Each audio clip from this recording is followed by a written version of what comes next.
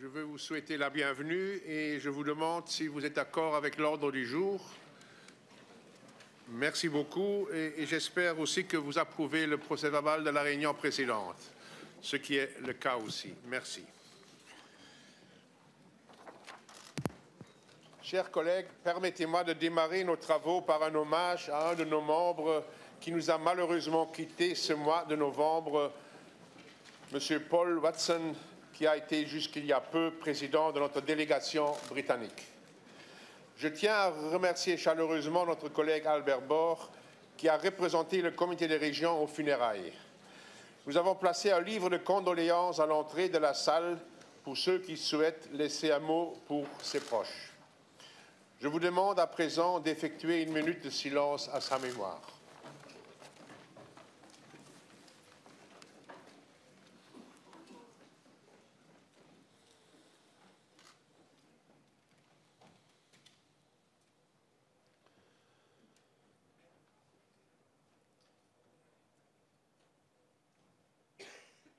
Merci beaucoup. Chers collègues, j'ai le plaisir de vous informer que l'édition 2019 du prix Région européenne entreprenante a été lancée jeudi dernier, le 23 novembre, lors de l'Assemblée des PME à Tallinn. Comme vous le savez, le prix est un label d'excellence européen pour la promotion de l'esprit d'entreprise et des politiques favorables aux PME. Il récompense les stratégies entrepreneuriales prospectives les plus convaincantes et offre une grande visibilité aux territoires primés. C'est pourquoi j'encourage vivement vos territoires à se porter candidats pour le label Région européenne entreprenante. La date limite pour le dépôt des candidatures est le 17 avril 2018. Il y a un stand situé à l'entrée de la salle pour ceux d'entre vous qui souhaitent plus d'informations. Chers collègues, nous avons à présent l'honneur de recevoir le commissaire Moscovici, chargé des affaires économiques et financières, de la fiscalité et des douanes. Cher Monsieur le commissaire, soyez les bienvenus ici au comité des régions. Je tiens à vous remercier en notre nom à toutes et tous d'être parmi nous pour débattre du futur de l'Union économique et monétaire alors que nous nous apprêtons à adopter un avis sur le sujet. Un avis qui a été préparé par notre collègue Christophe Rouillon, que vous connaissez bien. Vous avez d'ailleurs récemment chacun plaidé pour la mise en place d'un budget de la zone lors du Congrès des maires de France, auquel nous avons d'ailleurs eu le plaisir de participer tous les deux. Ce travail du comité sur l'approfondissement de l'Union économique et monétaire doit être envisagé comme notre contribution dans la perspective du paquet global de mesures qui sera proposé par la Commission et le Conseil européen de décembre. Les élus locaux et régionaux sont très attentifs aux propositions sur l'avenir de l'Union économique et monétaire car ils sont directement concernés. Qu'il s'agisse de budget européen, et de services publics et de tant d'autres domaines, ces élus sont des acteurs de première ligne du projet européen. Il est donc indispensable d'associer pleinement nos villes et régions à toutes les étapes et à tous les aspects de la relance du projet européen. Monsieur le commissaire, chers collègues, les Européens attendent des responsables européens qu'ils refondent l'Union pour la rendre plus protectrice, plus efficace et pleinement démocratique.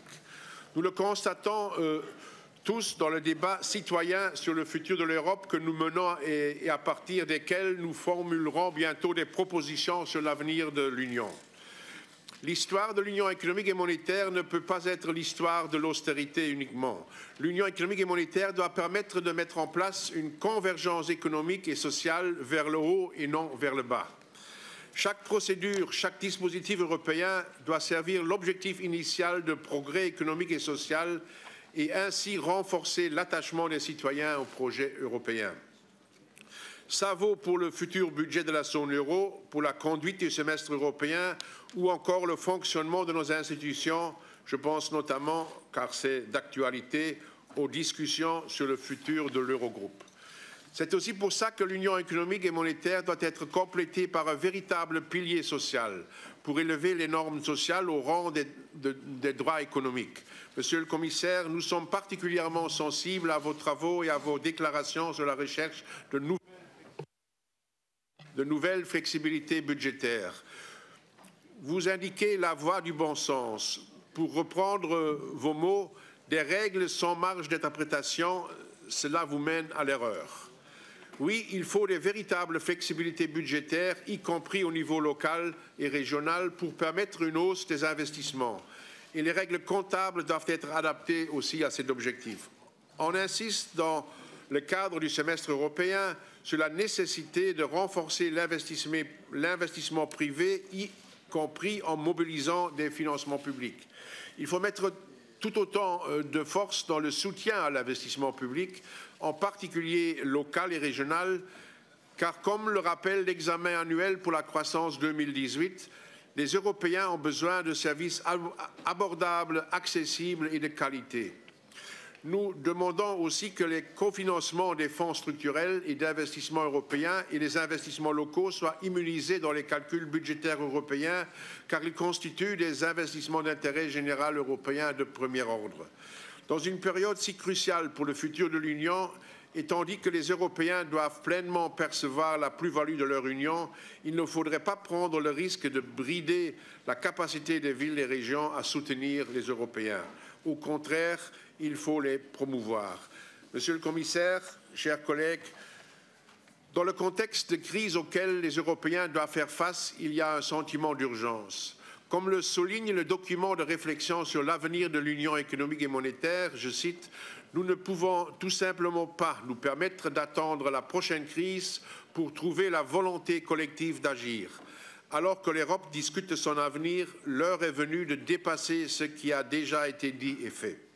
Soyez assurés que les villes et régions sont prêtes à contribuer activement à cet effort nécessaire pour le renforcement de la solidarité entre les Européens. Monsieur le Commissaire, c'est avec grand plaisir que je vous cède la parole et après votre intervention, nous aurons un échange avec nos membres qui sera, j'en suis certain, très fructueux. Monsieur le Commissaire, vous avez la parole.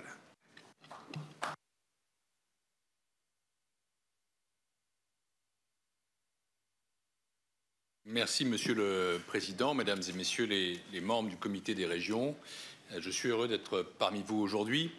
Je suis heureux que vous m'accueilliez chez moi, puisque c'est ici le lieu où la Direction générale ECFIN organise beaucoup de ces événements, mais la Commission est très heureuse de vous accueillir dans ces locaux. Je veux d'abord vous remercier pour votre avis sur l'approfondissement de l'Union économique et monétaire à l'horizon 2025, remercier le rapporteur, Christophe Rouillon, que je connais bien. J'ai même été à Coulennes, dans sa commune, et je sais que c'est un Européen fervent qui a fait en votre nom un travail remarquable. Je salue non seulement la démarche, mais aussi la qualité de cet avis, qui nous permet de poursuivre le débat initié par vos précédents avis relatifs à la capacité budgétaire et au rapport des 5 présidents. Je voudrais commencer, si vous le permettez, avec quelques mots sur les priorités économiques et sociales de l'Union européenne pour l'année à venir, qui sont en vérité très proches des vôtres, Monsieur le Président. Elles sont définies par l'examen annuel de la croissance que la Commission a présenté la semaine dernière, Annual Growth Survey, et elles prennent en compte les discussions que nous avons eues avec les institutions de l'Union et bien sûr avec votre comité. La situation économique de l'Europe, heureusement, est aujourd'hui beaucoup plus favorable qu'elle ne l'a été au cours des dernières années. Notre paquet d'automne du semestre européen porte un message fort. Nous sommes dans un contexte de reprise économique avec une croissance à 2,3% en Europe, 2,2% dans la zone euro, avec aussi une reprise de l'emploi, même si le chômage reste trop élevé. La priorité consiste désormais à faire en sorte que cette croissance soit durable et qu'elle profite à tous. Car ce que nous constatons, c'est que les disparités ou les divergences persistent entre les États membres et au sein même des États membres entre régions. Vous êtes particulièrement bien placé en tant que représentant des territoires de l'Union pour constater que la reprise incontestable reste incomplète et inégale. Même si tous les États membres, tous, ont renoué avec la croissance, le niveau de l'investissement reste trop faible par rapport à ce qu'il était avant la crise et par rapport à ce qu'il est chez nos grands concurrents mondiaux. La hausse des salaires reste modérée, la morosité sur le marché du travail demeure et l'inflation sous-jacente devrait rester faible.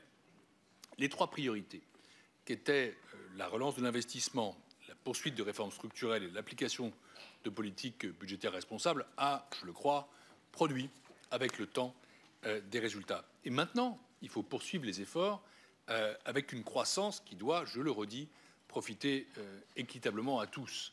Vous avez expliqué que l'horizon de la politique budgétaire ne devait pas être l'austérité. Vous savez que je partage complètement ce point de vue. Et vous avez aussi souhaité mieux intégrer la dimension sociale. Là encore, je vous rejoins. C'est pourquoi notre examen annuel de la croissance 2018 met l'accent sur des réformes d'un type nouveau. On devait réformer sans doute les pensions là où ça n'avait pas été fait. Sans prendre de position dans mon propre pays, je pense que des réformes du marché du travail sont nécessaires, sans quoi on ne peut pas y entrer, et un marché du travail immobile et conservateur. Mais on ne peut pas sans arrêt réformer les régimes de retraite et sans arrêt réformer les marchés du travail. Il faut stimuler l'investissement, notamment par le biais de la politique de cohésion. Vous y êtes attaché, moi aussi.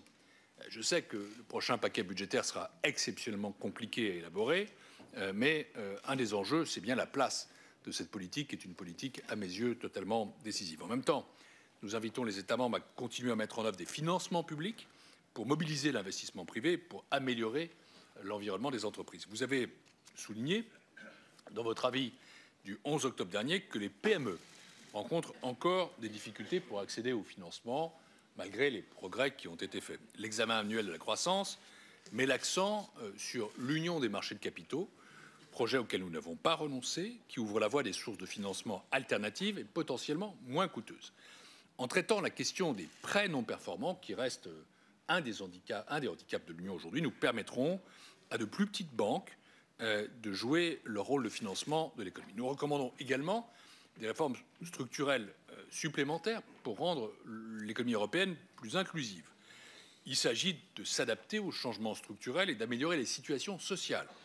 Le taux de chômage dans les États membres, je l'ai dit, présente des différences plus marquées qu'avant la crise. La crise a creusé les écarts et l'euro, qui est notre protection, n'a pas suffi à les réduire. Les réformes doivent donc aider avant tout les travailleurs à acquérir des qualifications utiles et à offrir une éducation, une formation professionnelle de qualité accessible à tous tout au long de la vie. Votre avis d'octobre dernier insistait en particulier sur la dimension sociale du semestre européen. Non seulement l'équité sociale demeure une priorité transversale, mais vous savez que les principes, les droits inscrits dans le socle des droits fondamentaux proclamé le 17 novembre dernier, il y a quelques jours à Göteborg, seront également pris en compte systématiquement dans le semestre à venir. Quant aux politiques budgétaires, elles doivent être adaptées aux circonstances propres à chaque pays. Il faut trouver le bon équilibre entre assurer la viabilité des finances publiques, ce qui est indispensable, et soutenir l'expansion économique, ce qu'il est tout autant, dans le respect des règles du pacte de stabilité. Et c'est pourquoi cette commission s'est efforcée, depuis qu'elle est en place, à la fois de respecter le pacte, mais aussi de faire jouer des flexibilités à l'intérieur du pacte pour les pays qui mènent des réformes structurelles, pour ceux qui ont des politiques d'investissement puissantes, ou encore pour faire face à des situations exceptionnelles. Je pense au tremblement de terre italien, aux problèmes de sécurité rencontrés après les attentats par la France ou par la Belgique, ou encore aux incendies qui se sont produits au Portugal et en Espagne récemment, et que nous allons examiner avec naturellement une attitude de flexibilité, c'est-à-dire d'intelligence. Ceux qui ont une dette élevée, les pays qui ont une dette élevée, doivent tout mettre en œuvre pour libérer de l'espace fiscal, ce qui leur permettra et nous permettra d'investir. Et ceux qui disposent d'une marge de manœuvre budgétaire devraient la mettre à profit pour soutenir des investissements au bénéfice des citoyens. Bref, que nos États soient dans une situation d'endettement ou de déficit ou qu'il soit en excédent, l'investissement pour tous doit être la priorité. Enfin, il n'y a pas de finances publiques viables sans réflexion sur la qualité de la dépense publique. Les élus locaux le savent. Ce qui compte, ce n'est pas uniquement la quantité de la dépense publique, c'est sa qualité. Sans systèmes fiscaux efficients et équitables, il n'y a pas non plus d'économie qui fonctionne. Vous savez que la Commission européenne a fait de la lutte contre la fraude et l'évasion fiscale une priorité. Ce matin encore, je présentais des dispositions pour faire coopérer les administrations européennes en matière de lutte contre la fraude à la TVA ou d'envisager, ce que je faisais aussi, la perspective d'une liste noire de paradis fiscaux qui sera présentée. Ce sera la première liste européenne de l'histoire par le Conseil la semaine prochaine, mardi 5 décembre. En conclusion de cet examen de la situation économique, je dirais que l'équilibre délicat entre croissance, réforme, discipline budgétaire est au cœur même de notre vision pour la performance économique de l'Union européenne à long terme. Et c'est le cas aussi, j'en viens au deuxième point que je voulais traiter devant vous, de notre stratégie d'approfondissement de l'Union économique et monétaire. Et là, je rejoins largement ce qu'a pu formuler, et il le présentera, votre rapporteur. Comme vous le savez, la réforme de la zone euro n'est pas une fin en soi. On ne tombe pas amoureux d'une monnaie, me disait ce matin une présidente de région française, d'une grande région française, peut-être de la plus grande région française. Je vais parler de la région Île-de-France. Certes, on ne tombe pas amoureux d'une monnaie, mais la monnaie est un véhicule indispensable pour assurer les emplois, de l'équité sociale, de la croissance dans les territoires. La convergence économique et la stabilité doivent aller de pair dans ce processus de réforme. Pour ce faire, nous devons améliorer les outils à notre disposition. Nous avons beaucoup réformé déjà la gouvernance économique de l'Union européenne depuis la crise, mais je crois que ces réformes pourraient et devraient aller plus loin maintenant. Je réitère mon message. Nous bénéficions d'une fenêtre d'opportunité politique unique depuis probablement le non français au référendum de 2005 et aussi d'une fenêtre d'opportunité économique qui ne s'est pas produite depuis la crise. Saisissons ce moment pour remédier aux faiblesses qui persistent et prévenir de potentielles crises économiques. Ça, c'est toujours ce qu'on doit faire dans le haut du cycle, c'est penser à ce qui se produit forcément quand celui-ci se renverse. L'urgence ne vient pas seulement des volontés politiques au niveau national, elle vient aussi des préoccupations à l'échelle régionale. Les régions les plus prospères sont souvent celles qui ont le plus d'ambition individualiste. Et observons parfois que les tentations sécessionnistes ne viennent pas forcément des régions les plus en difficulté. Ça pose la question de l'inégalité des territoires, et cette problématique a une forte dimension européenne. Les questions que nous abordons dans notre document de réflexion sur l'approfondissement de la zone euro, telles que l'équilibre entre la responsabilité et la solidarité, il faut les deux, la réduction des risques et le partage des risques, il faut les deux, sont aussi des éléments, je le sais, constitutifs des politiques locales et régionales. Votre avis fait le constat que je partage d'une divergence accrue des niveaux de vie dans l'Union européenne. Divergence s'observe aussi bien entre pays qu'entre régions et villes, mais aussi entre villes et périphéries. Les objectifs de convergence de l'Union européenne et de l'Union économique et monétaire et de convergence régionale sont donc intrinsèquement liés. Faire une zone euro plus performante et plus intégrée, c'est servir le développement régional. Les objectifs de convergence sont aussi à la fois économiques et sociaux. Et là encore, la programmation d'un socle commun à Göteborg a consacré au plus haut niveau les positions de principe du pilier social que nous devons intégrer dans notre approche de la zone euro. C'est indispensable. Concernant la dimension économique, un budget de la zone euro permettrait de muscler l'investissement et de faire davantage converger les économies. J'ai milité pour cette avancée depuis 2013.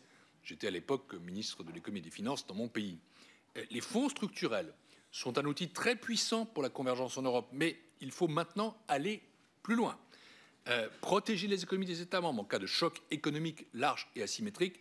Nous avons pour cela besoin d'instruments de stabilisation face au choc. Comme annoncé par le président de la Commission en septembre dans son discours sur l'état de l'Union devant le Parlement européen, nous présenterons la semaine prochaine, le 6 décembre, un ensemble de propositions pour remédier à ces faiblesses.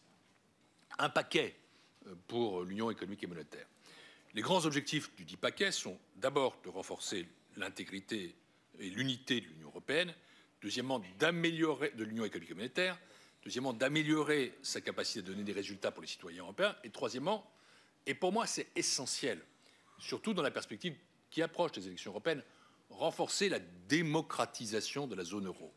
Il n'est pas supportable, je le dis devant vous qui êtes des élus régionaux, qu'il y ait des décisions aussi importantes que celles de l'eurozone qui ne sont contrôlées par personne, par aucune assemblée, par aucun média, par aucune opinion publique, qui échappent aux citoyens. Et on ne peut pas prendre des décisions de cette façon-là au XXIe siècle. Notre proposition intégrera donc le mécanisme européen de stabilité, le MES, dans le cadre juridique de l'Union européenne, en le transformant en Fonds monétaire européen, ce qui renforcera ses prises de décision, ce qui élargira le contrôle démocratique, ce qui nous permettra d'ajuster son rôle dans les programmes pour faire face à l'éventuelle absence du Fonds monétaire international à l'avenir. Nous savons que cette présence utile, nécessaire même, n'est pas forcément éternelle. Une autre proposition visera à intégrer la substance du traité sur la stabilité, la coordination et la gouvernance, le TSCG, dans le cadre du droit de l'Union européenne. Ça avait été convenu dès 2012. C'est une obligation légale et comme vous savez, la Commission est là pour faire appliquer et respecter les traités. Nous tiendrons compte, en faisant cela, je sais qu'il peut y avoir des débats, certains voudraient qu'on durcisse et d'autres ont des craintes. Nous intégrerons la flexibilité inscrite dans le pacte de stabilité et de croissance dans cette transposition parce que nous pensons que cette lecture intelligente du pacte doit devenir la règle. Enfin, nous présenterons nos idées pour un budget, une ligne budgétaire dédiée à la zone euro dans le budget de l'Union européenne pour remplir plusieurs fonctions. D'abord, l'aide aux réformes structurelles pour aider les États membres dans leurs efforts de conception et de mise en œuvre des réformes. Deuxièmement, une fonction de stabilisation. Nous avons pris note des recommandations répétées du Comité des régions en faveur d'un tel outil, notamment dans la résolution concernant le semestre européen, celle sur la capacité budgétaire et celle qui est traitée aujourd'hui. L'objectif, ce serait de stabiliser le système en cas de ralentissement économique profond. Cette fonction ne devra pas traiter de transferts budgétaires permanents entre États membres. Nous ne sommes pas favorables à une union de transferts. Elle ne devrait pas non plus réduire les incitations à adopter des politiques budgétaires et économiques saines. Nous avons présenté 3 options dans le document de réflexion sur l'UM en mai, à savoir un système européen de protection des investissements, un mécanisme européen de réassurance chômage et un fonds pour les mauvais jours, le Rainy Day Fund. Je voudrais mettre en lumière une des fonctions de la première option, le système de protection des investissements. Je crois somme toute que ça doit quand même être là l'accent essentiel, car là est notre déficit, notre pénurie première. Un tel instrument préserverait les investissements en période de récession. Ça signifie qu'il soutiendrait également les moteurs d'une croissance à plus long terme. Et troisièmement, un instrument de convergence sera destiné à fournir une assistance de préadhésion aux États membres sur la voie de l'adoption de l'euro. Car, je le dis ici, nous devons nous souvenir que le futur de l'euro, c'est l'Europe. C'est ce que disent nos traités. Un seul pays, le Danemark, a choisi un opt-out. Tous les autres ont vocation à entrer dans l'euro. Ça ne veut pas dire qu'on va les y forcer. Je le dis pour ceux qui en seraient inquiets. Mais ça veut dire que la porte doit être ouverte. Je suis pour une conception inclusive de la zone euro et donc la Commission européenne travaillera à cette inclusivité en ouvrant des mécanismes spécifiques pour la convergence. L'avis du Comité des régions défend la fusion des fonctions de président de l'Eurogroupe et de commissaire chargé des affaires économiques et monétaires. Ce ne sera pas pour lundi. Nous aurons un nouveau président de l'Eurogroupe en principe. Mais ça doit venir vite. Je suis favorable à cela ardemment. Et là encore, je le suis depuis 2013. C'est dire que j'étais déjà favorable à un ministre des Finances de la zone euro quand j'étais membre du Conseil. Au deux mots, car ce sera pour l'essentiel pour mon successeur. Mais je suis persuadé que ça accroîtrait la responsabilité démocratique et donc l'efficacité de l'élaboration des politiques. Des politiques plus démocratiques, ce sont des meilleures politiques. Il ne faut pas opposer les deux. Ça, c'est une vision technocratique, bureaucratique, rigide et conservatrice des choses. Là où le commissaire encouragerait et soutiendrait les réformes structurelles, coordonnerait tous les instruments financiers de l'Union européenne qui peuvent être déployés lorsqu'un État membre est en récession ou touché par la crise, ce serait aussi votre interlocuteur unique, ce qui permettrait d'avoir un meilleur compte-rendu des décisions de l'euro. Qui d'entre vous sait pourquoi on décide ceci ou cela sur la Grèce? En vérité, personne, car ça fonctionne trop en boîte noire. Je ne conçois absolument pas la politique européenne comme une seule prérogative des gouvernements nationaux. Bien au contraire, je sais que l'Europe se fait au quotidien, dans nos villes, dans nos régions, et donc il est en permanence indispensable d'être à l'écoute des élus locaux, des entreprises, des citoyens. Je conclus, car j'ai peut-être déjà été trop long, Monsieur le Président. Je me suis réjoui de votre proposition de faire de l'UM, je cite, un des sujets prioritaires des conventions démocratiques qui pourraient avoir lieu dans les régions et les communes d'Europe en 2018. Le président de la République française, Emmanuel Macron, a fait cette proposition. Le président de la Commission européenne, Jean-Claude Juncker, lui a donné un écho positif. Je crois en effet qu'il est décisif que ce débat démocratique ait lieu devant tous nos concitoyens, car l'Europe ne doit pas être la propriété de certains. Et plus l'Europe est distante, évidemment, plus elle suscite de la méfiance, de la défiance, sinon du rejet. Mais je crois très important que dans le cadre de ces conventions, dont je souhaite voir l'avènement, on puisse parler de l'euro, de l'union économique et monétaire, parce que c'est un des enjeux les plus importants du futur de l'Union. Je sais que pour nos concitoyens, ce n'est pas celui qu'ils appréhendent le plus concrètement, le plus directement. Et pourtant, j'en suis persuadé intimement, c'est un des plus décisifs, sinon le plus décisif. Je pense enfin que de telles conventions pourraient aider à combler le déficit démocratique et naturellement, c'est au niveau des régions, des collectivités, du terrain qu'elles doivent se dérouler. J'espère que vous tous, ici présents, vous ferez le relais de nos propositions de décembre sur le terrain. Car si vous approuvez l'avis de Christophe Rouillon, et je crois que vous allez le faire, je l'espère en tout cas, avec enthousiasme, eh bien, ça veut dire que nous serons tout simplement dans le même camp, dans le camp de ceux qui souhaitent une union économique et monétaire approfondie, plus efficace, plus démocratique, et donc la Commission a aussi besoin de votre soutien. Je m'attends à ce que le dialogue d'aujourd'hui, je m'attends et je l'espère, à ce que le dialogue d'aujourd'hui se poursuive, s'intensifie dans les mois qui viennent. Et je veux vous dire, cher Président, mais vous le savez, que vous pouvez toujours compter sur moi comme un interlocuteur attentif à la voix des régions et positif et surtout très constructif par rapport à vos propositions qui souvent rejoignent nos approches tout en exprimant bien sûr une sensibilité qui vous est propre, que je respecte, suis et écoute. Merci de votre attention.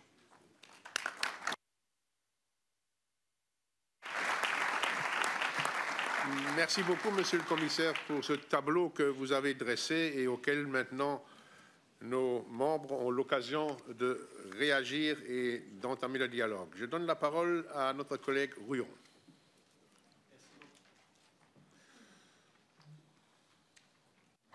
Merci beaucoup, Monsieur le Président. Monsieur le Commissaire, nous sommes très honorés de votre présence.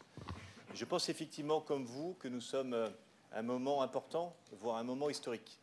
Et je salue la décision qui avait été prise en 1992 entre François Mitterrand et Helmut Kohl de lancer l'idée d'une monnaie européenne pour consolider l'Union européenne. Mais nous constatons aujourd'hui que l'Union économique et monétaire n'est pas aujourd'hui garantie, n'est pas protégée pour l'avenir. Elle est fragile. Donc il faut aujourd'hui franchir une nouvelle étape. Et si nous ne franchissons pas cette nouvelle étape, nous nous mettons à la merci des marchés financiers et nous mettons en danger la croissance économique qui a été aujourd'hui réactivée grâce à l'action extrêmement courageuse de la Banque centrale européenne et de Mario Draghi, mais qui aujourd'hui montre ses limites. Nous voyons bien aujourd'hui que la croissance n'est pas garantie à long terme parce qu'il y a toujours une divergence des économies et parce qu'aujourd'hui subsistent des écarts de compétitivité entre les pays. Nous voyons aussi que se constituent un certain nombre de bulles financières. Et si demain, comme vous l'avez dit, Monsieur le Commissaire, nous n'avons pas un fonds monétaire européen qui permettra de faire face aux chocs économiques, aux crises financières, eh bien, il y aura un risque de désintégration de la zone euro. Et nous, les collectivités locales, nous avons un besoin impérieux de cette zone euro. En tant que maire Je plébiscite tous les jours la zone euro. Je lui fais des déclarations d'amour, d'une certaine façon, lorsque je vois le niveau, d'une certaine façon, lorsque je vois les taux d'intérêt qui me sont proposés. Aujourd'hui, dans ma commune, je peux emprunter à 1,5% pour construire et pour rénover la piscine de Coulet que Monsieur le Commissaire a bien voulu visiter lorsqu'il est venu dans ma commune. C'est important. Et aujourd'hui, demain, nous aurons besoin encore de ces financements à taux très bas qui ont permis d'économiser déjà 1 000 milliards d'euros pour les collectivités locales. Nous avons besoin aussi, et ça c'est très important, d'une capacité financière pour relancer l'investissement. Et pour cela, eh bien, il faut faire appel au marché financier. C'est pourquoi nous soutenons dans notre avis la création d'un trésor européen avec une possibilité d'émettre des bons du Trésor européen pour financer les investissements dont les collectivités locales ont besoin en matière de prévention des catastrophes climatiques, en matière de transition énergétique, en matière de déploiement du numérique et en matière d'éducation, et peut-être aussi pour les États en matière de défense et de prévention des phénomènes migratoires. Donc aujourd'hui, la question, ce n'est pas de rajouter un prélèvement sur les contribuables, la question n'est pas de mutualiser la dette. Au contraire, la question est de saisir une opportunité, c'est la confiance de la zone euro pour capter des financements européens. Donc voilà, je ne comprendrai pas pourquoi aujourd'hui le Comité des régions ne soutiendrait pas cette idée de création d'un budget de la zone euro qui permettra de drainer l'épargne mondiale, de drainer l'argent du monde entier pour financer les investissements dont l'Europe a besoin. Et j'espère que demain, nous serons capables de réfléchir pour demain et de, comme l'a dit Monsieur le Commissaire, d'être dans le même camp et de ne pas marquer des buts contre notre camp. Le pendant aussi de ce nouveau rôle de la zone euro, de l'approfondissement de la zone euro, c'est bien. Il faut conclure. C'est de démocratiser la zone euro. Nous avons besoin effectivement d'une fusion du président de l'Eurogroupe et de commissaire aux affaires économiques et financières. Nous avons besoin aussi d'un Parlement européen qui se saisira des questions de la zone euro. Mais comme je suis contre une Europe à deux vitesses, je pense qu'il faut que ce ne soit pas un Parlement à part, mais que ce soit le Parlement de la zone euro. Et je dirais aussi, pour les pays qui ne sont pas dans la zone euro, il faut que nous ayons un budget de la zone euro pour aider les pays à rentrer dans la zone euro avec une convergence. Donc, Monsieur le Commissaire, j'espère que d'ici une heure, le Comité des régions vous enverra un message positif. Et je pense que vous serez plus fort le 6 décembre pour défendre cette idée auprès des chefs d'État et de gouvernement et pour dire qu'effectivement, les 100 000 collectivités locales d'Europe sont prêtes à agir et sont prêtes aussi à utiliser les crédits pour relancer l'économie européenne et pour mettre en place les investissements dont nous avons besoin. Il faut vraiment conclure. On ne peut pas dépasser d'une minute 30 secondes le temps de parole. Effectivement, d'une monnaie commune qui sera effectivement notre patrimoine commun pour le long terme, pour l'investissement, la croissance et l'emploi. Merci beaucoup, Monsieur le Commissaire. La parole est à notre collègue Lindqvist.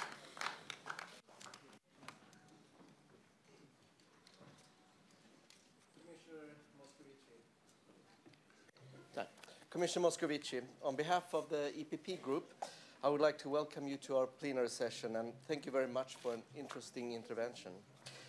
I will refer to two different issues in my response. Concretely, the completion of the Economic and Monetary Union, as well as the European semester. But let me first start with taxation, an issue which we all know segregates member states. It is decisive that taxation is regarded as fair, be it individuals or enterprises. The taxation system should promote people to invest, and enterprises should be operating in an adequate business environment, but also be accountable when committing fraud or avoiding to pay taxes where their economic activity is. The European Commission has recently proposed important steps forward with the aim of creating a fair business environment, and these should be examined in a productive manner by the member states, as we need simplified tax procedures in favor of SMEs and startups doing businesses in our cities and regions and providing jobs to millions of people. It is also vital that member states, and especially those that receive financial assistance, increase their administrative capacity as far as tax collection and combating tax fraud is concerned. it also goes without saying that the implementation of relevant structural reforms should be a priority. Commissioner, I was previously the COR rapporteur on our opinion commenting on the 5 Presidents' report, where I stressed the need for greater convergence, as disparities exist and which sometimes are larger within member states than between them. This should be a primary aim. Poorer areas of the EU need to become more robust and catch up with the rest. The follow-up initiatives for the EMU are crucial for its reform, in order to make it fairer and more resilient, with the aim of its successful completion. Moreover, a deeper and more resilient economic and monetary union would benefit from having less complicated structures, clearer ownership, and greater transparency, rather than new layers of rules added on top of the existing ones. Commissioner, it is a well-known fact that only parts of the European semester recommendations are being implemented. In the recent presentation of the European semester autumn package, the Commission once again highlighted that the pursuit of structural reforms should focus on creating the conditions to boost investment further and to increase real wage growth to support domestic demand. Do you believe that this derives from incapacity of the member states to prepare appropriate legislation and implement the structural reforms, keeping in mind that the EU technical support that exists in the context of the semester? Furthermore, given that most reforms concern the local level, the COR has repeatedly called for further engagement of local and regional authorities in the design and implementation process, currently without success. Do you share this view, and do you believe that it should be one of the issues of a European Minister of Economy and Finance could promote? Lastly, I would like to thank you for your attention and invite you to continue the close cooperation you currently have with the European Committee of the Regions. Thank you. Merci beaucoup. La parole est à l'instant à notre collègue Olga Siren. Merci, Monsieur le Président. Monsieur le Commissaire, votre intervention se situe à un moment extrêmement opportun, puisque vous avez donné la semaine dernière, le 22 novembre, le coup d'envoi au processus budgétaire du semestre européen pour 2018. Et il est vrai que nous attendons de la part de la Commission pour le 6 décembre prochain, c'est ce qui a été évoqué, dirais-je, un cadeau de Saint-Nicolas, c'est-à-dire vos propositions spécifiques pour l'Union économique et monétaire. Au nom du groupe socialiste, au nom duquel j'interviens, permettez-moi d'abord de me féliciter de la confirmation que la Commission fera bien des propositions que nous espérons ambitieuses pour un approfondissement de la zone euro et surtout ne se laisse pas prendre en otage, que ce soit par les négociations gouvernementales en Allemagne ou peut-être par d'autres difficultés qui apparaîtraient au niveau des États membres. Mon groupe espère que la réforme de l'Union économique et monétaire permettra que la Commission se penche plus du côté des propositions françaises d'Emmanuel Macron que de celles de l'inertie qui serait prônée en Allemagne par le FDP. Il y a urgence à agir, vous l'avez dit, certains l'ont même répété, car si ni chez moi, ni en Belgique, à la Louvière, ni en Grèce, ni en Espagne, où les taux de chômage dans certaines régions dépassent largement les 20%, c'est bien en période de convalescence économique, comme vous l'avez évoqué tout à l'heure, qu'il faut se doter des moyens pour faire face à une crise future. C'est bien quand le temps est au meilleur et que le soleil brille qu'il faut réparer le toit, et non pas quand le bateau coule. Crise y aura-t-il? Nous espérons bien sûr que non, mais s'il y en a, la question est bien de savoir quand et sommes-nous prêts à avoir les réactions et avons-nous aujourd'hui en main les outils pour réagir? Monsieur le Commissaire, nous serions bien entendu très intéressés que vous puissiez esquisser les contours de ce cadeau de la Saint-Nicolas, mais si vous le permettez, je voudrais vous donner 3 axes qui me paraissent nécessaires. Le premier, c'est que dans l'avis que le CDR a remis au point 16, s'opposer à ce que la capacité budgétaire de la zone euro prenne la forme d'une ligne budgétaire à l'intérieur du budget de l'Union européenne, tant que le plafond des ressources propres reste fixé à 1,23% du RNB de l'Union européenne, notamment parce qu'un tel scénario laisse planer le risque d'un effet d'éviction mécanique, un crowding out sur le financement des politiques de l'Union, tels les fonds européens structurels et d'investissement. Si la Commission devait néanmoins persister dans l'option d'une intégration de la capacité fiscale de la zone euro au sein du budget de l'Union européenne, quelles peuvent être les garanties données par le commissaire pour que la politique de cohésion soit sanctuarisée? Deuxième axe, la Commission a mis au cœur des priorités pour le semestre européen 2018 la poursuite des réformes structurelles. J'ai été rapporteur en 2016, Monsieur le Commissaire, sur le programme de soutien aux réformes structurelles. Et depuis lors, je continue à m'interroger. Est-ce que le périmètre des réformes structurelles auxquelles l'Europe s'intéresse est bien circonscrit aux domaines pour lesquels il y a une valeur ajoutée européenne sur base d'une compétence de l'Union européenne ou d'une compétence partagée entre l'Union européenne et les États membres? Comment s'assurer que l'Europe ne finance pas à terme, par exemple, une réforme des pharmacies en France ou du système des retraites aux Pays-Bas ou encore des barèmes de loyer en Suède? Bref, y a-t-il une définition européenne de réforme structurelle compatible avec le principe de subsidiarité? Par ailleurs, même question que précédemment, quelles garanties pouvez-vous donner pour qu'il n'y ait pas de processus de semestrisation rampante de la politique de cohésion? Vous l'avez évoqué dans votre intervention, vous avez marqué votre soutien et l'intérêt pour une telle politique. La question est donc importante. Et troisième et dernier point, vous avez fait état la semaine dernière des faiblesses qui grèvent le secteur bancaire. Vous venez d'en parler. Pouvez-vous dès lors nous expliquer la décision de la Commission de retirer sa proposition législative pour une réforme structurelle bancaire sur la séparation entre les activités de détail et d'investissement des banques, alors que cette proposition nous semblait être un élément clé pour réduire le risque systémique dans le secteur bancaire? Accessoirement, est-ce que vous pensez... Le temps de parole est dépassé d'1 minute. Il est grandement inscrit ici. Je demande vraiment de le respecter. Juste, je termine la question, Monsieur le Président, et j'ai terminé. Est-ce que vous pensez pouvoir débloquer le dossier sur les assurances dépôts? Merci pour vos réponses. Merci. 2 minutes, c'est un peu court.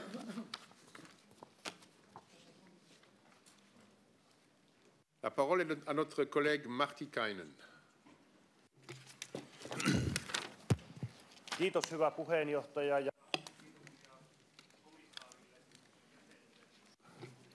Komission jäsenille kiitoksia, että olette täällä, ja todella on korkea aika käydä tätä euron tulevaisuudesta käytävää keskustelua näiden kriisivuosien jälkeen. On tärkeää, että alueiden komitea saa esittää oman näkemyksensä teille, ja mielestäni kommentoitte tilannetta ja kommentoitte alueiden komitean lausuntoa hyvin sellaisella tavalla, johon pitkälti voi yhtyä. Täällä komiteassahan varmasti meistä enemmistö on vahvan Euroopan ja vahvan euron kannalla, mutta toki meidänkin joukossamme on paljon niitä, joiden jäsenvaltiot eivät euroon kuulu, ehkä eivät tule koskaan kuulumaankaan. Ja haluaisin vain siitä tilanteesta sanoa, että eihän kenellekään ole mitään haittaa siitä, että euroalueella on selkeät säännöt, että euro on vakaa ja vahva ja että euro toimii. Ei siitä haittaa ole niillekään maille, jotka eivät siihen kuulu. Se on tietysti toinen kysymys, minkä maiden siihen tulee kuulua ja minkä maiden siihen kannattaa kuulua. Tätä on syytä pohtia, kuten tuossa jo puheessannekin mainitsitte. Kun nyt sitten puhutaan kasvavasta yhteisestä sääntelystä ja talouspolitiikan yhteisen ohjauksen lisäämisestä, niin nähdäkseni ja oman ryhmäni näkökanta on se, että siinä pitäisi keskittyä näihin kriteereihin, konvergenssiin, lähentymiseen, yhdenmukaisuuteen, siihen, että säännöt on tehty noudatettaviksi. Olemme hyvin varovaisia sen suhteen, että konvergenssi ei saa johtaa siihen, että tulkitsemme sen yhteiseksi vastuuksi julkisista menoista. Sitä se ei voi tarkoittaa ja tämä täytyy tietysti korjata. Sitten haluaisin sanoa muutaman sanan investoinneista. Tässä kollegat jo siihenkin puoleen puuttuivat, mutta mielestäni on väärin rankaista alueita, jos niillä on investointikykyä ja niillä on järkeviä investointihankkeita. Niiden tulisi voida investoida oman jäsenvaltionsa tilanteesta huolimatta. Tämä on tärkeää kasvun aikaansaamiseksi, kuten komissaari itsekin totesitte. Haluan kysyä, miten varmistetaan jo tuo äsken mainitsemani asia, että tämä lisääntyvä yhteinen ohjaus ja lisääntyvä konvergenssin tarve ei johda siihen, että tulkitsemme sen yhteisvastuuksi. ALDE-ryhmä kannattaa aina reiluja kilpailun ehtoja kaikkialla Euroopassa, kaikkialla maailmassa. Katsomme, että tämän aikaansaamiseksi on erittäin tärkeä asia, että myös esillä äsken olleisiin veroparatiiseja koskeviin kysymyksiin ja kilpailua vääristäviin asioihin puututaan. Tätä pidämme myöskin tärkeänä ja kiitoksia, että olette täällä ja kiitoksia puheenvuorosta.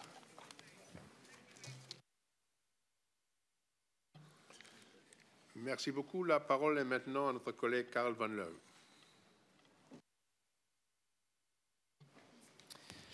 Dank u wel, meneer de voorzitter, meneer de eurocommissaris. Eveneens namens de Europese Alliantie, mijn fractie, heet ik u vandaag welkom in deze plenaire vergadering. Het is alleszins een uitstekende timing, zo net na de presentatie van het najaarspakket Europees semester 2018. Ik wil het dan ook heel graag met u hebben over het Europees semester en meer specifiek met de landenspecifieke aanbevelingen in het kader van het Europees semester. Het is u ongetwijfeld niet onbekend dat het Comité van de Regio's aandringt op regiospecifieke aanbevelingen, op maat gemaakt van regio's, deelstaten en lokale overheden. Dit in het kader van het Europees semester en waarbij we oproepen tot een Code of Conduct. Met deze voorstellingen staan wij trouwens als Comité van de Regio's zeker niet alleen. Kijk ook naar de aanbevelingen die gestemd zijn in het Europees Parlement, maar ook heel belangrijk in heel wat lidstaten en heel specifiek in heel wat regionale en deelstaatparlementen. Het is de logica zelf natuurlijk, want een overgroot deel van de landenspecifieke aanbevelingen zijn de facto gericht op deze lokale en regionale niveaus. Een lidstaat, een deelstaat, een regio is niet geholpen met algemene gemiddelden, maar aanbevelingen kunnen daarom beter specifieker, gerichter zijn. Neem bijvoorbeeld mijn regio Vlaanderen. Jaarlijks maken wij volgens uw eigen standaarden een Vlaams hervormingsprogramma in het kader van het Europees semester. Maar op het einde van de rit, in het kader van het semester, krijgen we landenspecifieke aanbevelingen met gemiddelden op basis van de lidstaat. Beleidsadvies over bijvoorbeeld onderwijs, een volledig geregionaliseerde bevoegdheid, waar het federale niveau, het federale België, geen bevoegdheid heeft, wordt dan ook gebaseerd op gemiddelde cijfers die eigenlijk niet correct zijn en weinigzeggend zijn. Mijn fractie vraagt dan ook nogmaals een grotere focus op het regionaal en deelstaatniveau, zeker wanneer zij wetgevende bevoegdheden hebben, en niet alleen om de interne decentralisatie te respecteren, maar vooral omdat de werkwijze efficiënt, effectief moet zijn en nuttige en betrouwbare aanbevelingen. Meneer de commissaris, ik vraag u dan ook of dat u inderdaad de voorstellen die uw collega Uttinger gedaan heeft en die expliciet verklaren dat regionale aspecten meer moeten worden gerespecteerd. U zal het mij tenslotte niet kwalijk nemen dat ik ook de Catalaanse kwestie ter sprake breng in dit comité van de regio's. Ook dit heeft impact op onze economische en monetaire unie. Ik betreur dat de Europese Commissie geen bemiddelende rol heeft gespeeld desbetreffend. Eén van onze regio's staat onder druk en dat is dan ook de verantwoordelijkheid van de Europese Commissie om hierin te bemiddelen. Ik dank u. Merci beaucoup. La parole est maintenant à notre collègue Rob Jonkman. Thank you, Chair. Dear Commissioner, thank you for visiting our Committee of the Regions. We must not fall into the trap of using the debate over the future of our economic and monetary affairs to create an EU system where we would try bribing our citizens with their own money. Let us allow local money to be used for local needs and EU-level intervention to come in only when necessary. Let us therefore not seek for new taxes, seek in the dark, or new European structures.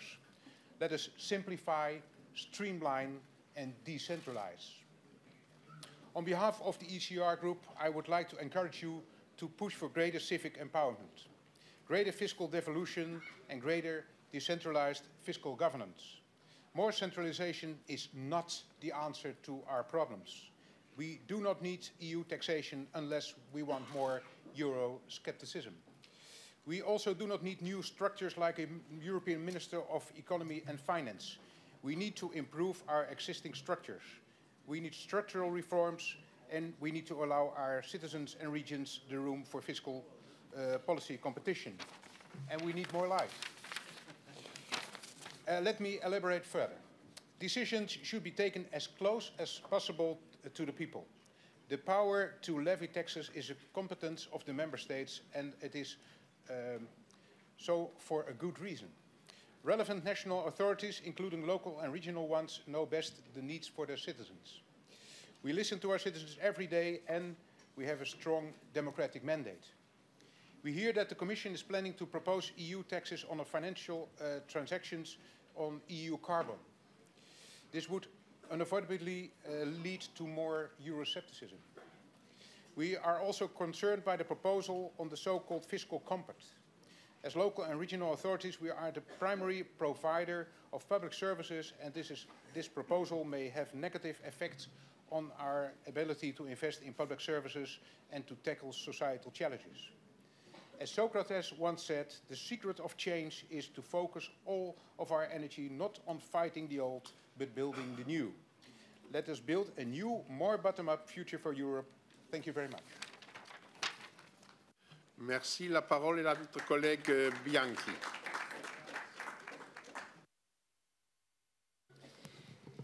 Grazie Presidente e grazie, buongiorno signor Commissario. Devo sottolineare che io sono preoccupato per la linea della Commissione, sono preoccupato per questa volontà crescente di centralizzare un sistema di bilancio che andrebbe a comportare la creazione di una nuova imposta europea, e mi chiedo per che cosa. I cittadini si chiederebbero per che cosa. Io porto l'esempio della mia regione, la Lombardia, che insieme alla regione Veneto in Italia, che rappresentano 15 milioni di persone, il 22 di ottobre hanno avuto la possibilità di far esprimere i propri cittadini sul referendum legato a chiedere maggiori competenze in termini di risorse e di autonomia. Il 95% in Lombardia e il 98% in Veneto hanno risposto sì. Questo è evidente di come i cittadini vogliono che le risorse vengano gestite nella prossimità dei propri territori affinché gli stessi possano controllare come i politici spendano queste risorse, e credo che l'impostazione della Commissione, interpellato qualsiasi cittadino comune, trovi ostacolo nella sua concretizzazione di quanto abbiamo discusso quest'oggi. Grazie. Merci beaucoup. Et le dernier orateur est maintenant notre collègue Michel Lebrun. Merci, Monsieur le Président. Monsieur le Commissaire, vous avez fait appel aux investissements intelligents. Je fais l'hypothèse que les politiques lancées par la Commission européenne, par le Conseil, sont des politiques intelligentes, notamment via les fonds structurels. Or, comment comprendre que les investissements des autorités locales et régionales dans ces politiques européennes, par définition intelligentes, soient bridés par le pacte de stabilité? Un de nos anciens présidents de la Banque européenne d'investissement, je le cite, Philippe Mestat, et pas mal d'ailleurs d'économistes, parle de schizophrénie européenne, puisque l'Union européenne incite à développer des politiques et par ailleurs empêche les autorités locales et régionales d'investir dans ces politiques. Alors, Monsieur le Commissaire, comment pouvez-vous permettre à ces investissements intelligents des autorités locales et régionales d'échapper, dans le cadre de la flexibilité, au pacte de stabilité? Je vous remercie de votre réponse. Monsieur le commissaire, voilà un éventail, un extrait de ce qu'ont à contribuer à ce débat nos membres et c'est bien volontiers que je vous cède la parole pour réagir à ce qui a été dit. Merci, Monsieur le Président. C'est en effet un panel d'opinions riche qui peut constituer pour nous une source d'inspiration. Je veux d'abord commencer, bien sûr, par votre rapporteur et dire que je partage avec lui le sentiment que nous sommes en train de vivre un moment historique, ou en tout cas que ce serait un moment historique que d'adopter une vraie réforme de l'Union économique et monétaire, parce que c'est vrai que nous ne pouvons pas considérer l'euro comme un acquis dès lors qu'il reste encore insuffisamment un instrument d'efficacité et de solidarité. Nous devons absolument avancer dans cette direction. Nous avons besoin, comme il l'a dit, d'une fonction de stabilisation.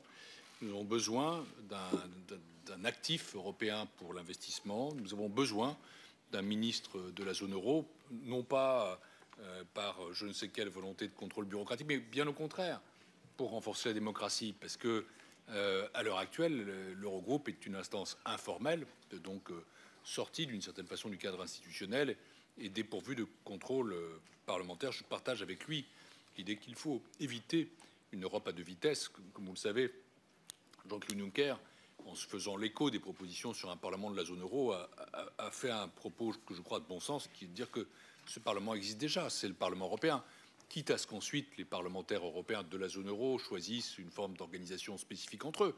Somme toute, il y a bien l'Eurogroupe et le Conseil ECOFIN, mais le Conseil de droit commun, c'est le Conseil ECOFIN, et le Parlement européen doit être le cadre englobant. Ne dupliquons pas, multiplions pas la complexité de nos institutions. C'est pas comme ça qu'on va ramener nos citoyens vers l'Europe. Je dirais au contraire, si le Parlement de la zone euro est bien le Parlement européen, ça contribuera à donner un enjeu plus fort encore et plus présent aux élections européennes. Le responsable du Parti populaire européen m'a interrogé d'abord sur la fiscalité et je partage totalement votre souci, monsieur, de faire en sorte qu'elle soit plus équitable. Vous savez que la Commission a fait de nombreuses propositions en la matière. Nous avons besoin du support des régions, d'abord pour lutter contre la fraude et l'évasion fiscale, mais aussi pour nous assurer que nous ayons à l'avenir une fiscalité des entreprises qui soit plus moderne. Et je veux ici mentionner un projet, non pas qui me tient à cœur, mais qui me paraît décisif pour l'Europe au XXIe siècle, qui est l'assiette commune consolidée d'impôt sur les sociétés, CCCTB. C'est ça qui nous permet de traiter les entreprises comme elles le sont, c'est-à-dire comme des entreprises du XXIe siècle avec une économie qui est mondialisée, qui est souvent délocalisée, qui est aussi dématérialisée. Si on veut avoir, par exemple, une fiscalité du numérique, à l'évidence, c'est le bon véhicule, mais ce n'est pas le seul. Donc, on aura besoin aussi d'avoir des débats avec vous à ce sujet-là. J'ai noté le soutien, votre soutien sur beaucoup de nos propositions en matière d'union économique et monétaire. Je pense que notre paquet est un paquet équilibré. Vous nous avez interrogé sur comment est-ce qu'on pouvait davantage encourager les réformes. Alors d'abord, il y aura des incitations dans le cadre du paquet UM, mais je pense pour ma part que nous avons avec le semestre européen un instrument extrêmement efficace et que nous pouvons aussi mieux utiliser à l'avenir les fonds structurels pour aller dans cette direction. Madame Zrienne a exprimé des préoccupations sur l'impact de l'absence de gouvernement en Allemagne aujourd'hui. Je veux pour ma part faire d'abord commencer par un acte de confiance dans nos amis allemands qui auront un gouvernement, quand ils y parviendront, qui sera un gouvernement pro-européen avec une chancelière, Madame Merkel, qui est une grande pro-européenne. Mais la Commission bien sûr, s'est interrogé sur la manière de traiter cette période. Nous avons choisi de présenter notre paquet malgré tout. Pourquoi? Parce que nous pensons qu'il faut que le débat se poursuive malgré les résultats des élections. On ne pourrait pas concevoir de s'arrêter pendant un temps indéfini en attendant ce qui se passe dans tel ou tel pays. L'Allemagne n'est pas n'importe quel pays, mais vous venez de tous les pays d'Europe et aucun pays n'est n'importe quel pays. Et donc, si chaque fois qu'il y a une élection avec des coalitions qui prennent du temps, il y en a eu aux Pays-Bas il y a peu de temps, ça a pris longtemps. Il y a aussi une coalition qui est en train de se former en Autriche. Il y a un gouvernement minoritaire qui va s'installer en République tchèque. Donc nous devons absolument avoir un agenda qui, lui, se poursuit avec stabilité. Sur le budget de la zone euro, je conçois qu'il y a deux approches, une d'un budget spécifique, une autre d'une ligne budgétaire. La position du président Juncker est cohérente dès lors qu'il considère que l'avenir de la zone euro, c'est l'Union européenne tout entière, mais je pense qu'il faut aussi bien arriver à isoler la dimension zone euro et à l'identifier avec force.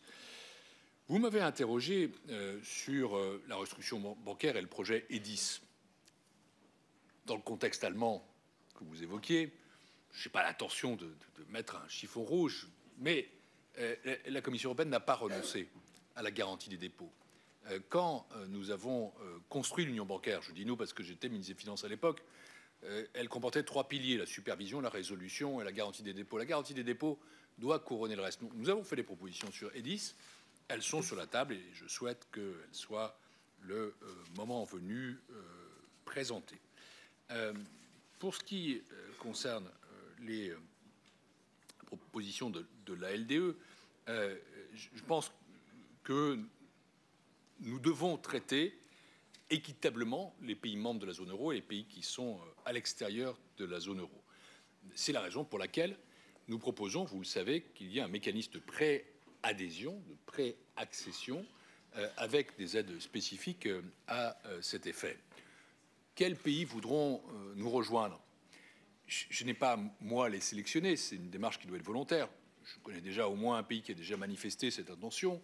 C'est la Bulgarie, qui va d'ailleurs prendre la présidence de l'Union européenne dans quelques semaines. Mais bon, notre démarche aujourd'hui, c'est l'inclusivité, c'est de faire en sorte que la porte soit ouverte à tous.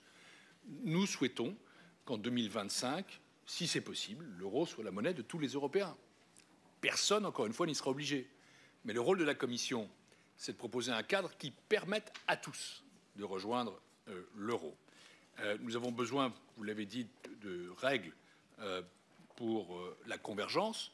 Nous ne sommes pas favorables à l'union de transfert, je le redis, et les formes de mutualisation qui peuvent être mises en place doivent être maîtrisées.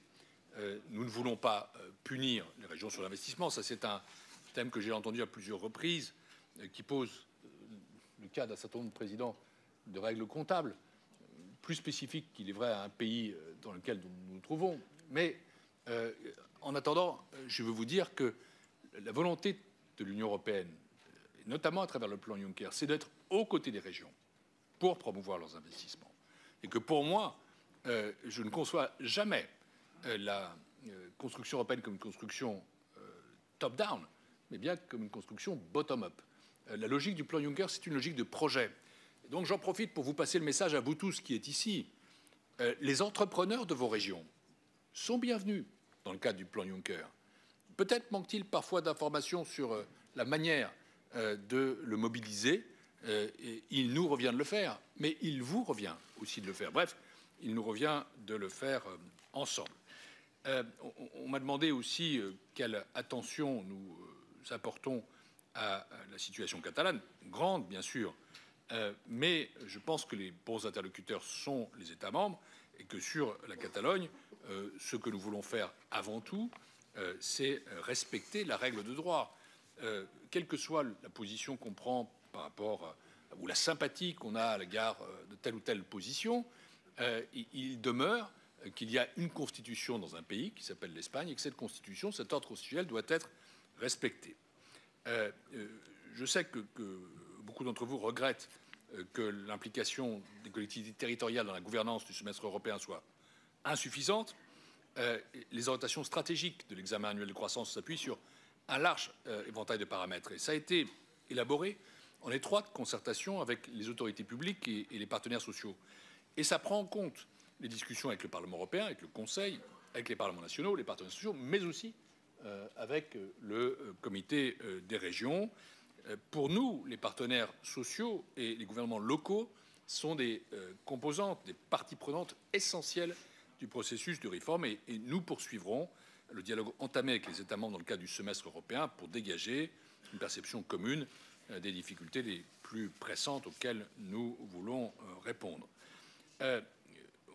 On m'a aussi interrogé sur des politiques qui reviendraient à donner plus de pouvoir aux citoyens, notamment dans le cadre de la politique fiscale. Je pense que nous devons au contraire aller dans leur sens, mais que la bonne façon d'aller dans leur sens, c'est d'avoir des politiques de taxation qui sont des taxations équitables. Et croyez-le, la prétention de la Commission en la matière n'est pas de régenter la fiscalité. Nous n'avons pas cette compétence. C'est simplement de créer un cadre qui soit adapté à notre marché intérieur.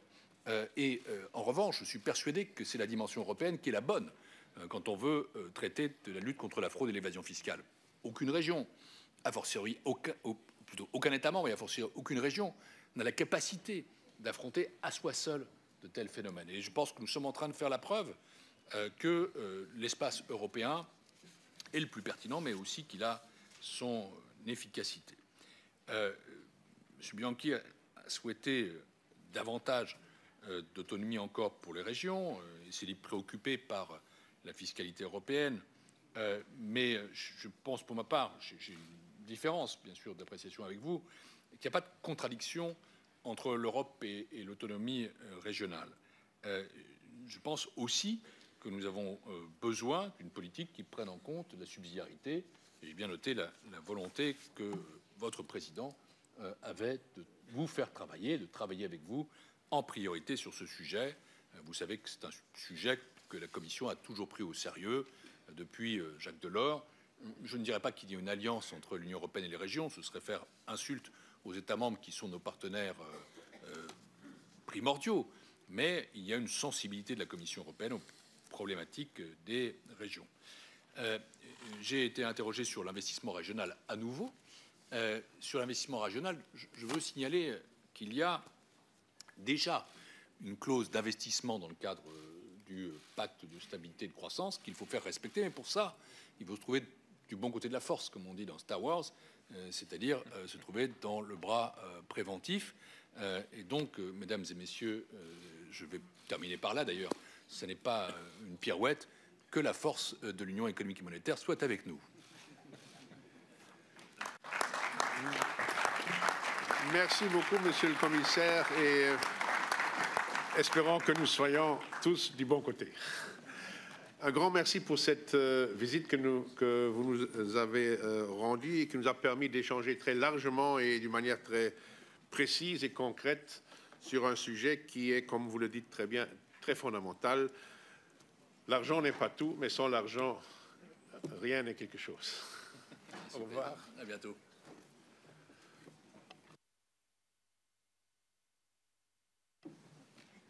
Nous en venons maintenant